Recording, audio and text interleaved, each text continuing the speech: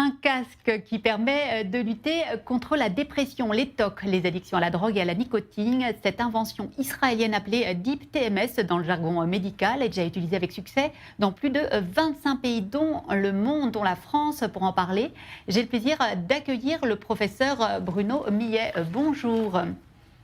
Bonjour. Vous dirigez l'unité de neurostimulation à l'hôpital Pitié-Salpêtrière à Paris et vous utilisez ces casques depuis 3 ans déjà. Alors comment ça marche? Ça marche en délivrant un champ électromagnétique qui, sur le scalp, sur le crâne, qui au contact du cerveau se transforme en champ électrique. Et vous avez la possibilité d'agir sur la zone cérébrale concernée en dépolarisant les neurones grâce à ce champ électromagnétique qui est appliqué. C'est un peu le descendant des électrochocs inventés juste avant la Seconde Guerre mondiale et qui n'ont pas une très bonne réputation. On se souvient tous de ces scènes dans un vol au-dessus d'un nid de coucou, par exemple. Est-ce qu'il y a des douleurs avec ce casque? Alors c'est totalement différent des électrochocs parce que c'est sans anesthésie générale, c'est sans curarisation et c'est quasiment indolore. Enfin, quasiment, vous avez toujours un petit picotement, mais Bon, c'est vous nous quasi rassurez là, donc on est indolore. très loin des électrochocs. On est vraiment dans un système qui n'a rien.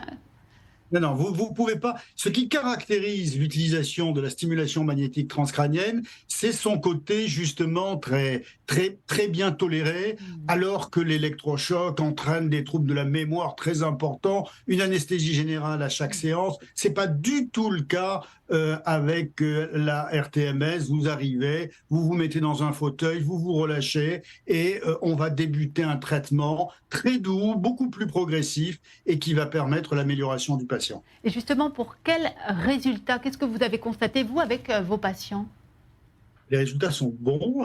Dans la dépression, vous avez des résultats qui sont comparables à ceux que vous observez avec les antidépresseurs et un taux alors il y a deux façons d'évaluer la réponse à un épisode dépressif. Il y a la réponse, une diminution de 50% d'un score que vous allez évaluer avec un remplissage d'échelle. Et puis, quelquefois, vous avez une disparition aussi des symptômes et vous vous apercevez qu'avec la RTMS, eh bien, vous avez un taux de rémission et de réponse thérapeutique qui est comparable à celui des antidépresseurs, ce qui n'est pas rien. Il y a la dépression, mais il y a également les TOC, la schizophrénie. Il y a d'autres indications pour ce casque? Oui, alors pour ce qui concerne le casque Brainsway, ça apporte quelque chose de supplémentaire à la RTMS dans la mesure où le casque permet probablement, enfin très certainement, c'est en tout cas ce que montrent les études, d'aller plus en profondeur dans le cerveau.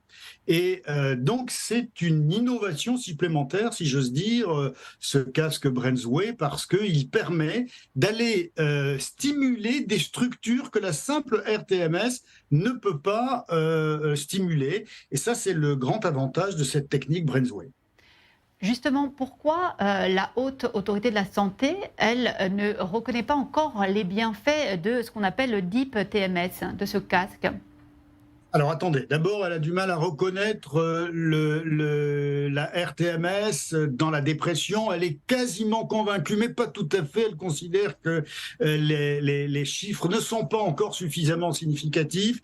Il y a quand même la mise en place là d'un forfait innovation qui devrait arriver. Donc, ils ne sont pas loin d'être convaincus. Alors après, il y a une autre technique qui est la technique de Deep RTMS, c'est une autre technique et qui doit être soumise, comme toutes les techniques de soins, aux experts et aux personnes qui analysent les études de la Haute Autorité de Santé. Oui, parce que ce qui caractérise ce casque israélien, c'est que cette start-up, elle a mené des études partout dans le monde. Et d'ailleurs, c'est maintenant remboursé en Allemagne, aux États-Unis, au Canada. Donc, c'est prouvé scientifiquement en ce qui concerne les effets du casque.